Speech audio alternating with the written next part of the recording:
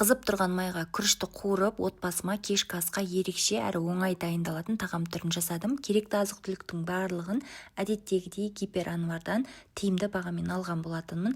Әр апта сайын үздік баға акциясы болады. Анвар сауда желілерінде тиімді сауда жасаңыздар. Ең алдымен бізге үйректің еті қажет. Жақсылап қызып тұрған майға салып, қызартып қуырамыз.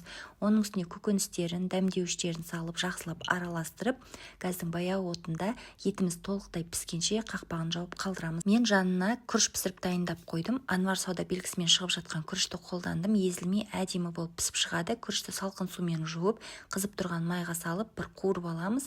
Оның үстіне қайнап тұрған су құйып, дәміне қарай тұз салып, қақпағын жауып, баяу отта 20 минут аралығында пісіреміз. Күрішіміз езілмей әдемі болып пісіп шығады. Енді өзіңізге ыңғайлы осылай кесеге салып, отбасыңызға әдемілеп ұсынсаңыздар болады. Қыздар, міндетті түрде жасап көріңіздер. Менің пайдалы парақшама тіркеліп алуды ұмытпаңыздар. Парақшамда көптеген рецептермен бөлісемін. Ас болсын.